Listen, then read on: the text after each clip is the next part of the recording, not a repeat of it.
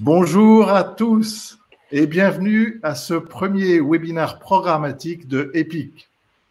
Je suis Pierre-Arnold Campeus, en charge du développement pour EPIC. Un tout grand merci à vous tous qui êtes présents aujourd'hui. Comme vous pouvez le voir, à droite de votre écran apparaissent deux onglets. Le premier est un chat pour y noter vos messages et avoir une conversation informelle avec l'ensemble des participants. Le deuxième onglet vous permet de noter vos questions au fur et à mesure de la session. À la fin de notre première partie, ces questions seront posées à notre invité. Donc, n'hésitez pas, s'il vous plaît, à mettre dès maintenant vos questions et au fur et à mesure de la conversation, mais aussi à voter pour les questions des autres, comme ça, nous pourrons les poser en premier. Voilà, un peu de housekeeping, tout est prêt. J'espère que tout le monde nous entend bien et je passe la parole maintenant à Camille. Merci Pâques. Bonjour à tous. Effectivement, on est ravis que vous soyez tous avec nous. Donc, je m'appelle Camille. Moi, je m'occupe de la sélection et du monitoring des organisations sociales soutenues par EPIC en France et en Belgique. Donc, comme vous savez sans doute, EPIC, notre objectif, c'est de lutter pour changer la vie des jeunes défavorisés partout dans le monde. Et pour ça, on va notamment construire un portefeuille, donc un portefeuille de 26 organisations sociales aujourd'hui, qu'on a sélectionné en suivant un processus de sélection très rigoureux et avec l'objectif évidemment d'augmenter l'impact, notre impact à tous, notre impact collectif sur la trajectoire des jeunes et sur le changement profond qui pourra survenir dans leur trajectoire. Donc, on va aujourd'hui commencer le premier webinaire d'une longue série, on espère en tout cas d'une série de webinaires qui va avoir pour objectif de vous présenter les entrepreneurs sociaux de ce superbe portefeuille. Et on a la joie de commencer avec Mathieu Legrel, qui est le cofondateur d'une des organisations sociales du portefeuille d'EPIC qui s'appelle Duo for a Job, une organisation belge à l'origine, mais qui est aujourd'hui en train de s'implanter en France. Donc, Mathieu est là. Bonjour, Mathieu. Bonjour, Camille. Tu peux nous présenter déjà un petit peu plus ton profil, ton parcours, comment est venue l'idée de Duo for a Job? Oui, donc moi, comme tu l'as bien dit, je suis belge, donc j'essaierai d'être intelligible pour voilà, nos auditeurs français.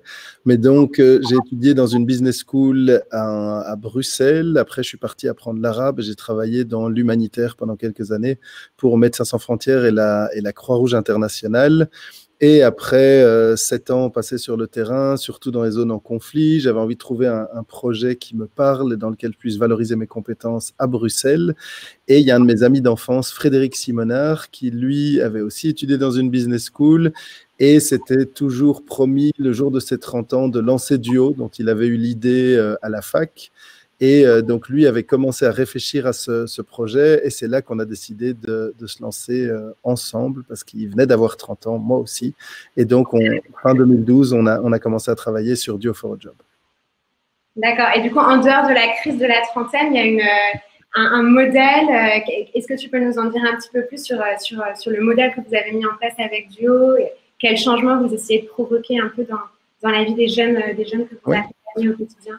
Donc, l'idée, en fait, Fred, pendant ses études, a fait 2 mémoires, enfin 2 masters et donc 2 mémoires. Pendant le premier, il a étudié l'aménagement des fins de carrière et donc la difficulté qu'avaient pas mal de personnes, notamment au moment de passer à la retraite, à trouver un projet qui correspondait à leurs attentes, un projet bénévole. Beaucoup avaient plein de compétences, souhaitaient les valoriser, mais voilà, ne trouvaient pas d'initiative qui correspondait à leurs attentes. Et d'autre part, il a étudié les difficultés d'accès au marché de l'emploi des jeunes de la diversité. Et donc, à ce moment-là, il s'était dit, au fond, est-ce qu'il n'y a pas quelque chose qu'on peut faire et mettre ces deux publics en contact?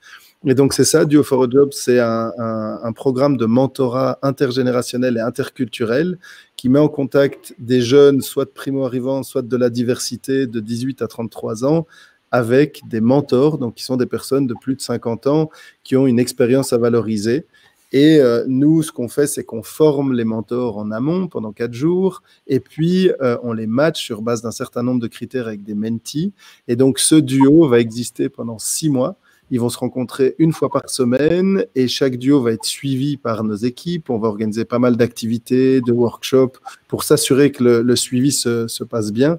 Et l'idée, évidemment, c'est qu'ils travaillent d'une part à la recherche d'emploi du mentee, du jeune, mais aussi pour le mentor, comme je disais, c'est une occasion de rester actif, de découvrir des nouvelles réalités, des nouvelles cultures pour les primo-arrivants. Et donc finalement, c'est un win-win et chacun y trouve son compte. Et donc on s'est lancé fin 2012, on avait juste l'idée, mais c'est un peu compliqué au début, juste avec une idée d'en faire une réalité. Donc, on a été bénévole pendant 14-15 mois, durant lesquels on a pu travailler donc à la méthodologie que je viens d'écrire. On a pu mobiliser les premiers mentors, les premiers mentees. Et donc, on a commencé avec des premiers duos, mais on n'avait toujours pas de financement, qui était un challenge. Puis, on a pu bénéficier d'un des premiers contrats impact social en Europe. Et ce qu'il y a, c'est qu'on a aussi eu la chance de faire votre rencontre épique, quand même assez tôt. À l'époque, on était uniquement à Bruxelles et on avait, je crois, 200 duos peut-être à ce moment-là qui avaient été créés.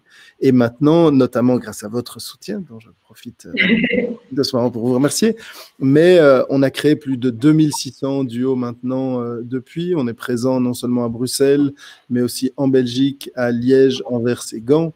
On a ouvert en Île-de-France à l'été passé et on espère ouvrir en Hollande, à Rotterdam à partir de potentiellement cette année. Et puis aussi Lille, Marseille, Lyon, Nantes et d'autres villes en France et en dehors de la France dans les années à venir.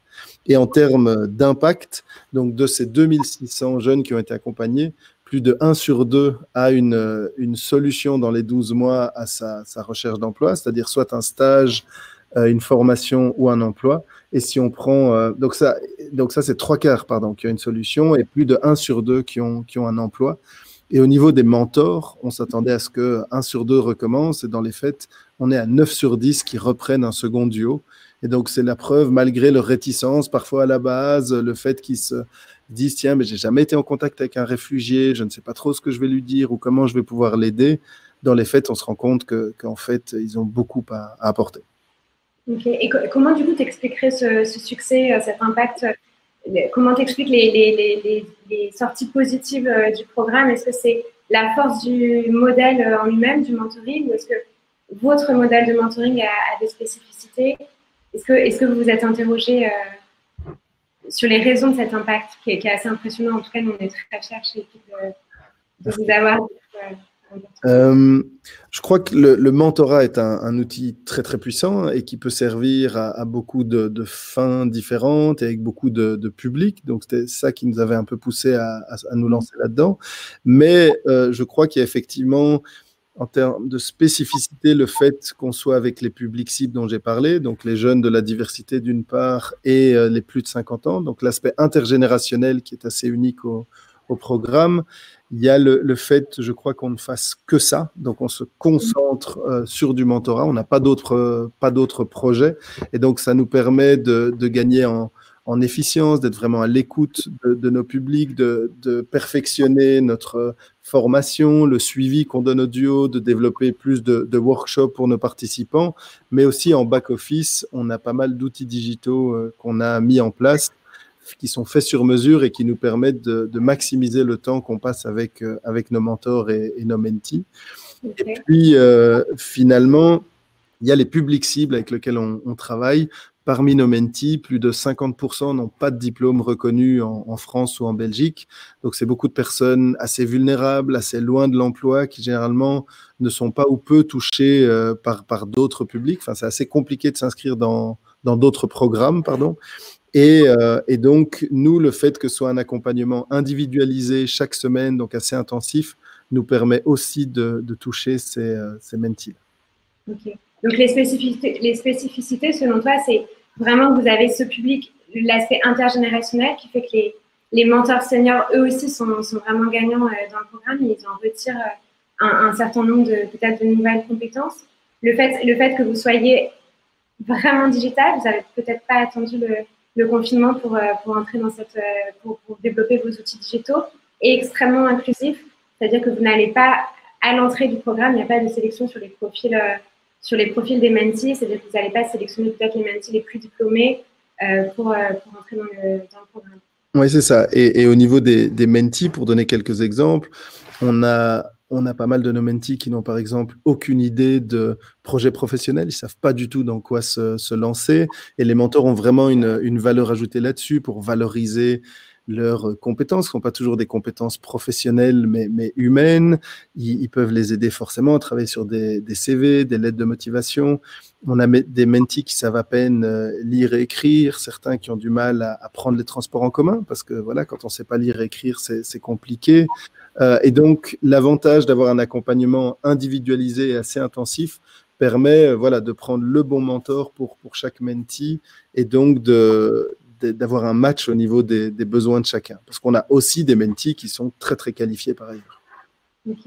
Est-ce que tu peux nous raconter un petit peu le programme d'accompagnement type, la formation d'un mentor, et peut-être nous raconter quelques histoires de duo réussis, qu'on comprenne un peu mieux les profils des mentees, mais aussi les profils des mentors et comment vous les formez.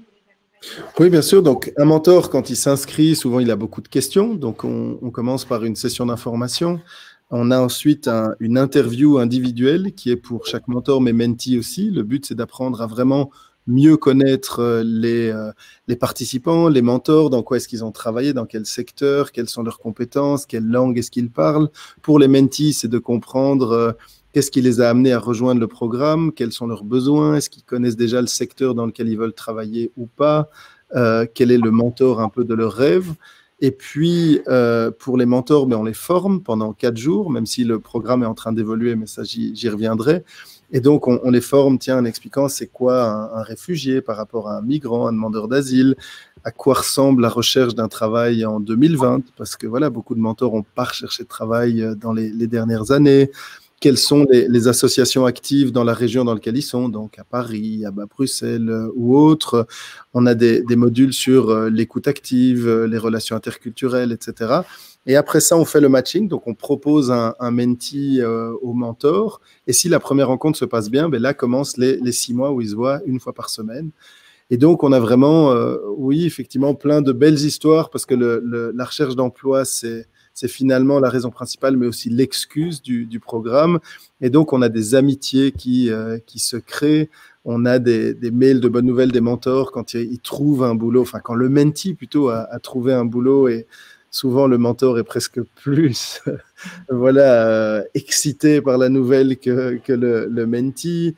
On a des mentors qui sont invités au mariage de leur mentee, qui parfois même voyagent, vont dans le pays d'origine avec le mentee. Donc, il y a toutes ces belles histoires qui le font. Et souvent, les mentors, c'est l'occasion aussi pour eux de se rendre compte aussi.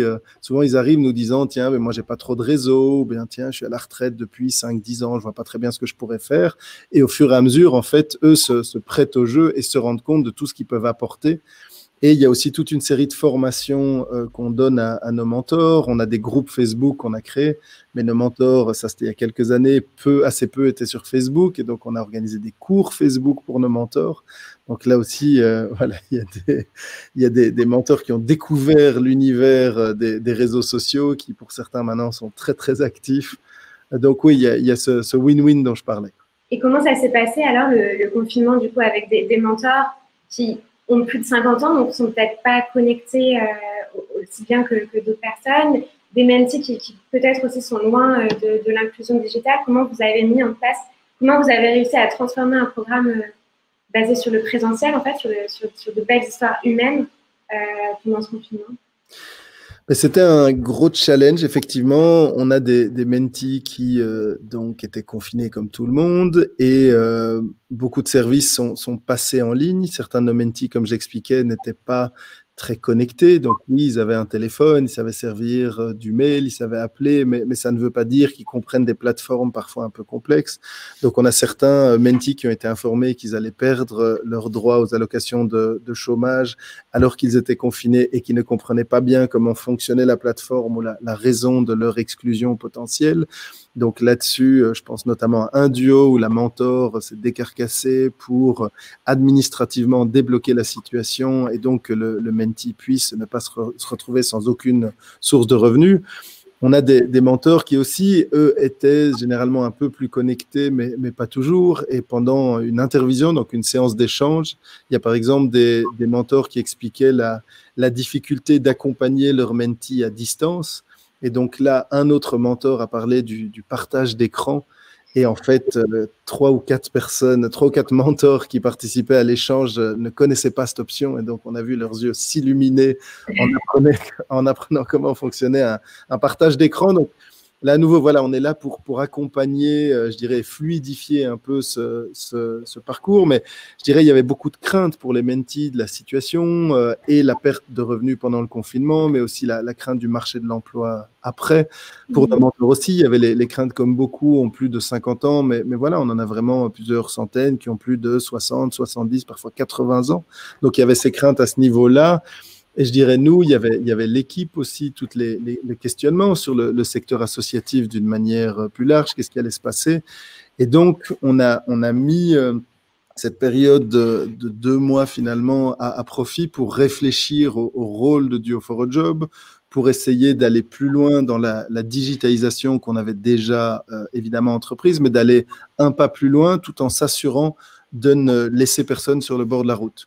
Et donc, on a fait une enquête avec plus de 1200 personnes, nos mentors, nos mentees, pour voir, OK, est-ce qu'ils seraient prêts à passer en digital pour la formation, pour les mentors, pour l'accompagnement, pour les rencontres hebdomadaires, les intervisions. Donc, on a essayé de mieux comprendre tout ça.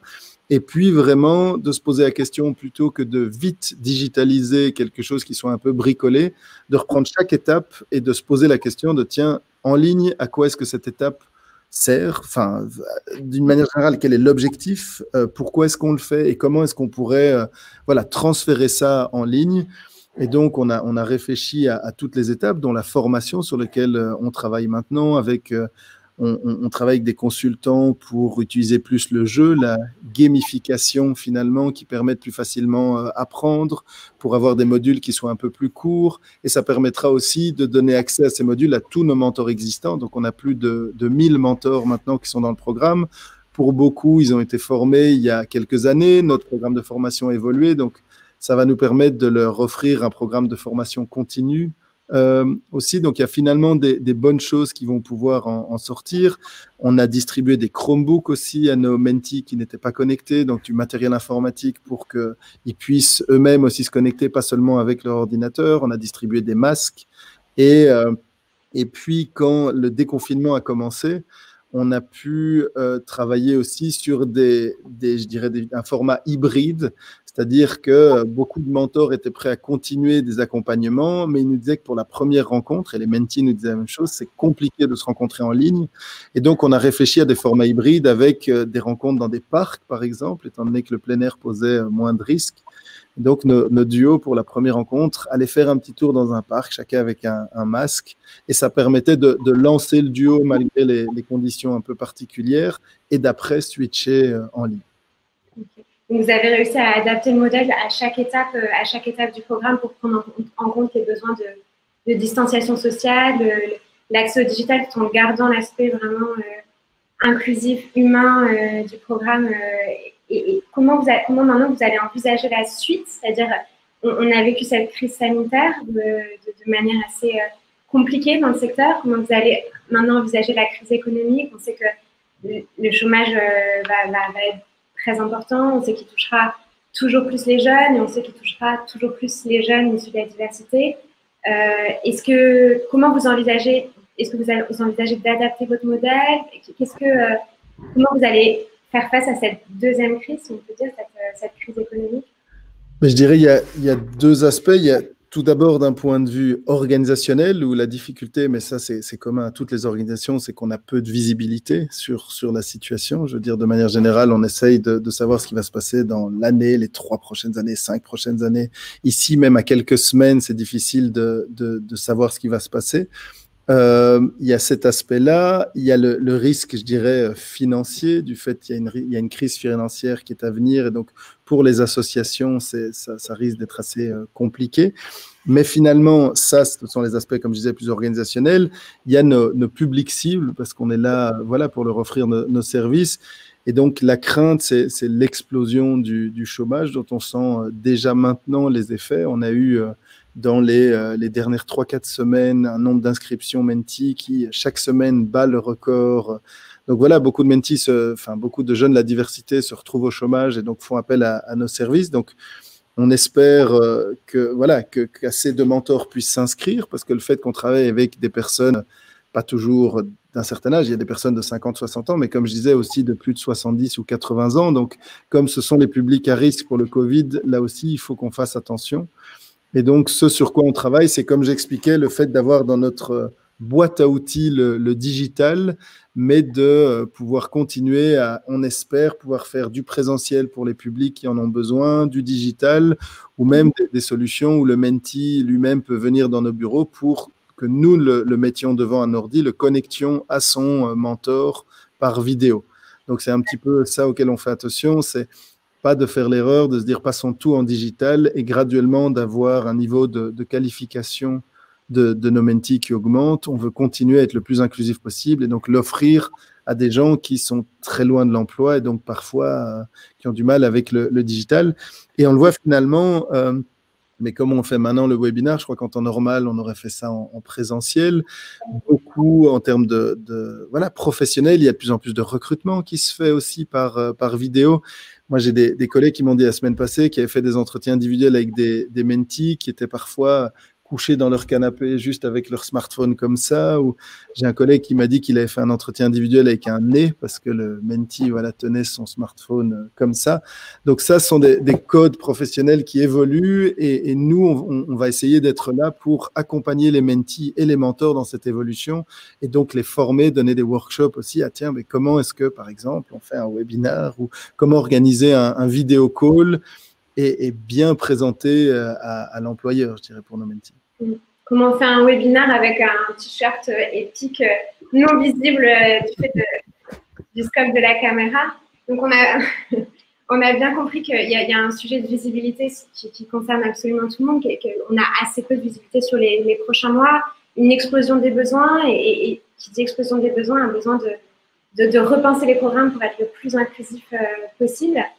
Et du coup, tout ça, c'est des challenges assez importants. Et comment vous envisagez les 6 mois à venir? Quels sont vos besoins? Qu'est-ce qu'on peut vous souhaiter sur ces 6 prochains mois de Duo for a Job je dirais les besoins, ils sont d'une part dans les villes où on est déjà présent, c'est-à-dire Bruxelles, Liège, Anvers et Gand et Paris, bien sûr, en France. Dans ces villes-là, on a toujours besoin de plus de mentors, donc des bénévoles de plus de 50 ans qui sont prêts à s'engager, mais besoin aussi de partenaires en tout genre, c'est-à-dire des partenaires associatifs pour pouvoir sourcer les mentees, des soutiens financiers, donc des personnes qui puissent nous accompagner, je dirais, et nous permettre de rémunérer le staff et de pouvoir toucher les mentees et offrir l'accompagnement. Et puis, comme je le disais, on est en train d'ouvrir à Rotterdam et à Lille. Et là, on a déjà des premiers partenaires financiers. Mais là, il nous manque un petit peu de budget pour pouvoir vraiment nous lancer. À Lille, notamment, c'est 30 000 € qui nous manquent sur le budget annuel pour pouvoir recruter un directeur ou une directrice qui se lancera. Et alors, dans ces villes, là, les besoins sont encore plus importants. Donc, on est preneur de toute idée, tout contact, des personnes qui se disent « Tiens, moi, j'ai un certain réseau, je peux ouvrir des portes. » On va avoir besoin de bureaux aussi dans ces villes, de partenariats entreprises ou autres. Donc, s'il y a des personnes qui sont intéressées par le programme, qui se disent « Tiens, je donnerais bien un petit coup de main », qui n'hésitent pas à vous contacter ou nous en direct, les besoins sont là. Okay, donc, des besoins qui concernent surtout les sémages géographiques que vous allez poursuivre et l'explosion des besoins que vous espérez pouvoir poursuivre à tout prix. Oui.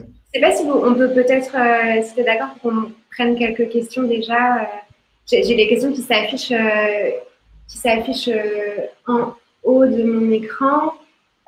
Du coup, on a une première question qui est assez simple, qui est pourquoi vous avez choisi la France pour vous implanter après la Belgique? Pourquoi la France et pas un autre pays européen? Alors, c'est effectivement une question qu'on nous pose souvent. Je crois qu'il y a la proximité géographique, mais évidemment, ce n'est pas tout. C'est avant tout que les problématiques auxquelles répond Duo for a Job sont assez similaires finalement en Belgique et en France. C'est-à-dire qu'on est dans des voilà, si on observe les grandes villes en France comme en Belgique, on a une population vieillissante, on a la génération des baby-boomers qui partent à la retraite, et donc pour beaucoup qui souhaitent rester actifs, qui souhaitent transmettre leurs compétences. Et donc ça, c'est une première observation. Et puis les chances face à l'emploi, l'égalité des chances, qui malheureusement laisse à désirer en Belgique, mais en France aussi. Il y a notamment voilà, certaines catégories de jeunes de la diversité qui ont 2 à 3 fois moins de chances de trouver un travail par rapport aux natives. Et donc, c'est pour répondre à ces besoins qu'on a décidé de venir en France, et aussi parce qu'on avait la chance de déjà avoir des partenaires, mais comme la Fondation EPIC, qui pouvaient peut-être d'une manière un peu plus rapide nous aider à développer nos activités dans les différentes villes françaises. Donc, ce que vous allez regarder, c'est à la fois que les besoins, évidemment, sont là, que dans l'écosystème, vous pouvez apporter un modèle différent dans l'écosystème associatif sur place. Et évidemment, vous avez des partenaires capables de vous ouvrir des portes, de vous présenter d'abord des mentors, j'imagine, et des partenaires potentiels. Oui, effectivement. Bien résumé. On a une autre question de Vanessa qui demande si vous formez les managers et recruteurs à la diversité. Donc, j'imagine les managers et recruteurs, donc c'est un sujet qui est un peu brûlant en France. J'imagine en Belgique aussi. Est-ce que c'est quelque chose que vous abordez? Est-ce que vous avez une offre de formation? Peut-être du fait du passé de Frédéric. Oui, effectivement, depuis le début du programme, donc, étant donné qu'on travaille sur l'emploi, on collabore avec pas mal d'entreprises. Et en général, ce qu'on fait, c'est qu'on offre à l'entreprise, enfin, c'est une synergie finalement, et on propose à l'entreprise de nous envoyer soit des employés de plus de 50 ans, soit des anciens de la boîte, qui eux deviennent mentors, et donc eux participent à notre programme de formation tout d'abord, et après accompagnent un mentee. Et puis en fait, via cette expérience, ça permet de, comme on l'expliquait, valoriser les compétences, mais surtout parfois de remotiver, ça permet d'offrir un petit peu des perspectives pour ceux qui sont dans le cadre d'un aménagement de fin de carrière. Et eux, après, peuvent par la suite importer, je dirais, ces compétences acquises de transmission au sein de l'entreprise, et donc peut-être mettre en place un système de mentorat interne pour les nouveaux collègues qui rejoignent l'entreprise. On a ces mentors qui sont formés, mais comme tu le disais, à la diversité, on les forme, tiens, la migration en France, en Belgique, c'est quoi un primo-arrivant, etc., les erreurs interculturelles, entre guillemets, à ne pas commettre.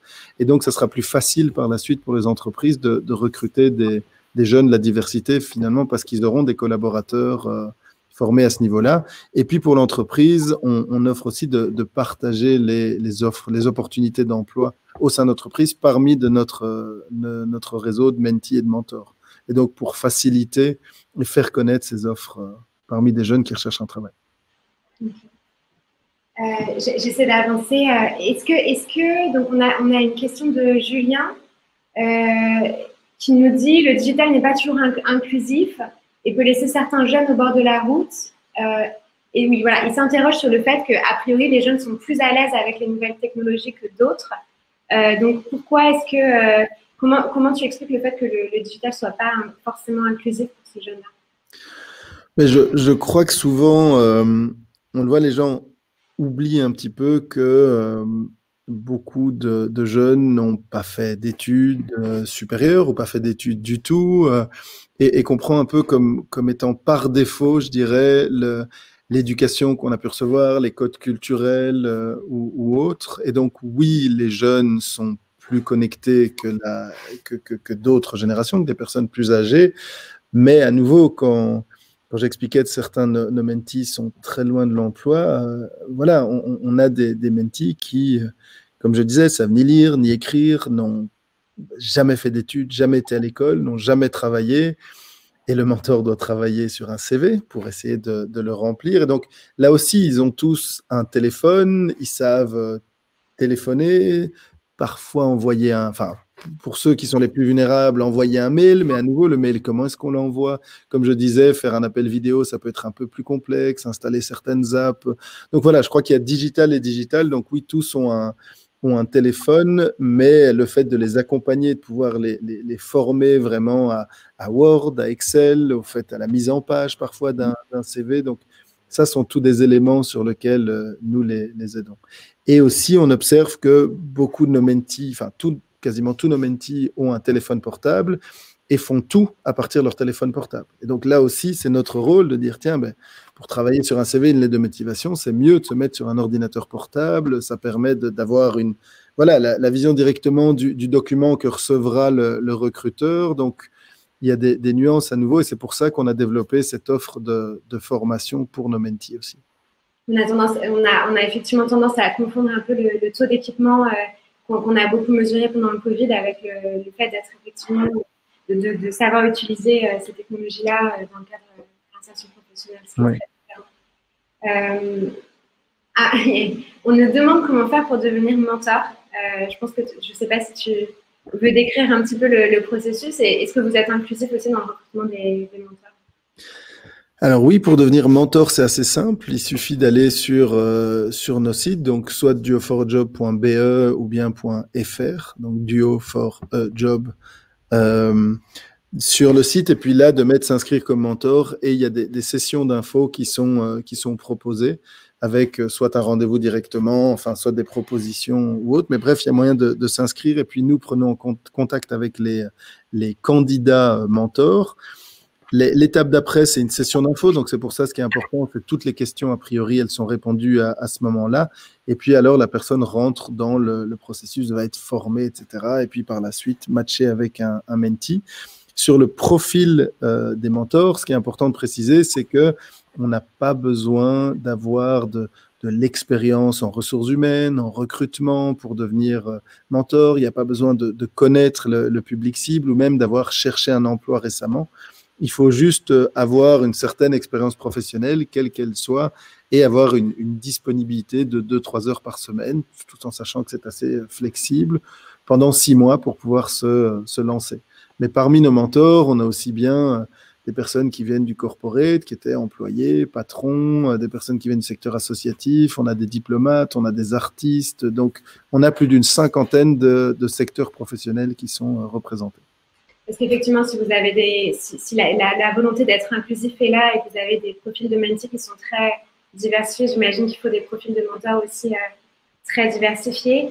Et tu en as parlé rapidement, mais le processus de matching, c'est-à-dire le mariage entre un mentor et un mentee chez Duo4job est extrêmement pointu, processisé, notamment avec des outils digitaux, mais aussi et surtout avec des compétences humaines pour vraiment mettre ensemble un mentor et un mentee qui sont capables de travailler sur un projet professionnel de manière efficace. C'est un des points que nous avait énormément plu chez Duo et qui est différenciant. On a une question sur toi personnellement qui est: est-ce que le fait que tu sois franco-belge t'a aidé pour développer Duo en France? Donc Duo qui est arrivé en France à Paris en septembre et qui continue son développement en France. Et donc, c'est-à-dire, est-ce que tu penses qu'il y a de vraies différences entre la Belgique et la France à part je sais pas si tu as la soirée pour en parler.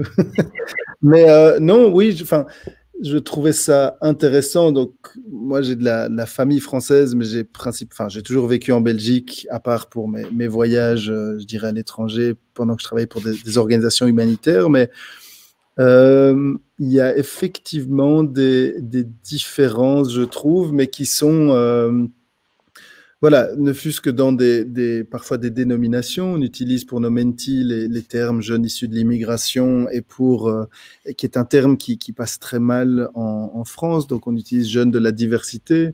Je crois qu'il y a un secteur associatif qui est plus développé en France. Donc, là aussi, il faut dès le début, s'assurer de pouvoir développer différents partenariats. Il y a parfois effectivement un aspect, une sélection une sélection plus poussée, on va dire, dans les programmes sociaux, je dirais. Donc, j'ai l'impression que c'est plus difficile pour des chercheurs d'emploi qui sont assez loin de l'emploi ou plus vulnérables de trouver un projet auquel ils peuvent participer, ce qui, étant donné qu'il y a une très très grande demande, il y a souvent soit des listes d'attente, soit, comme tu disais, des interviews en amont.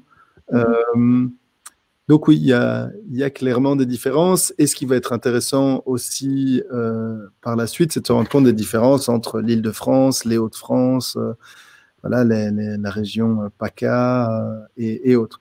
Mais je dirais, ce qui m'a surtout aidé pour développer en France, c'est que quand je travaillais pour Médecins sans frontières, j'ai ouvert pas mal de missions. Donc j'ai ouvert une mission en Irak, une autre pour le conflit en Syrie, mais à partir du Liban, et puis une autre en Libye. Et donc, c'est plus voilà, la partie analyse, s'assurer que le projet réponde bien aux besoins, s'assurer qu'on ne fasse pas doublon, parce que si les besoins sont déjà couverts, ben, Duo for a Job n'est pas nécessaire. Et puis, être fort à l'écoute, s'entourer, je dirais, de partenaires, poser beaucoup de questions. Voilà, tout faire pour ne pas commettre d'impair culturel. Et puis, petit à petit, ben, on arrive à grandir et s'adapter. C'est vrai qu'il y a une équipe qui connaît l'interculturel et qui a ses compétences.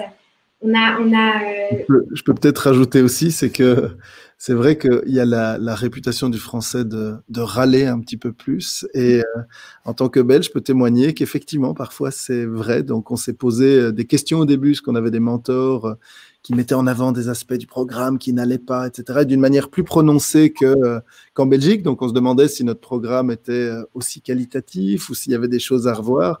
Et puis, en fait, quand on grattait, qu'on parlait avec ces mêmes mentors, dire oui, mais tu as dit tout ça, mais est-ce que le programme pour toi fait sens? Est-ce que tu t'y retrouves? Est-ce que tu te plais? Est-ce que le profil du métier est le bon? Ah oui, c'est génial, c'est extraordinaire. Mais donc, il y a peut-être cet aspect un peu plus de mettre en avant les choses qui ne vont pas par rapport aux choses qui vont bien.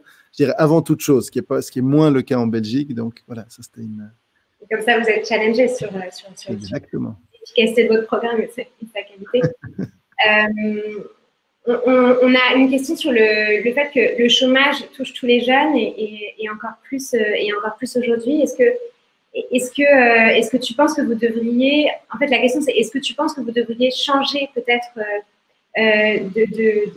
élargir votre offre pour accompagner plus de jeunes? Pourquoi vous avez choisi un public spécifique dans l'accompagnement et pas d'accompagner vers l'emploi tous les jeunes sans emploi?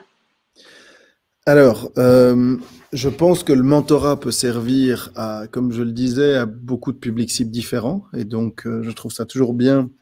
Et on a aidé, conseillé, entre guillemets, pas mal de programmes de mentorat qui se lançaient sur les mêmes publics ou pas, vraiment parce que, voilà, je crois que le plus il y a de programmes de mentorat, le mieux c'est. Maintenant, nous, pourquoi est-ce qu'on a choisi ce public-là? Tout simplement parce que selon les différentes études, en Belgique et en France, c'est le public le plus touché par l'emploi. Donc, c'est là où l'écart de chance face à l'emploi est le plus grand. Donc, c'est pour ça qu'on a voulu travailler avec cette catégorie de chercheurs d'emploi et qu'on continue à vouloir le faire. Est-ce qu'on va changer un jour? Pourquoi pas? Mais maintenant, quand on voit l'ampleur des besoins, je dirais, en Europe, notre stratégie, c'est plutôt d'essaimer, donc d'ouvrir dans des nouvelles villes avec cette expertise qui est la nôtre dans la formation des mentors, dans l'accompagnement, dans la connaissance de ces publics cibles, plutôt que d'ouvrir dans les mêmes villes et sur d'autres publics où tout d'un coup, voilà, nos mentors viennent pour un certain nombre de raisons, on les forme à un certain type d'accompagnement.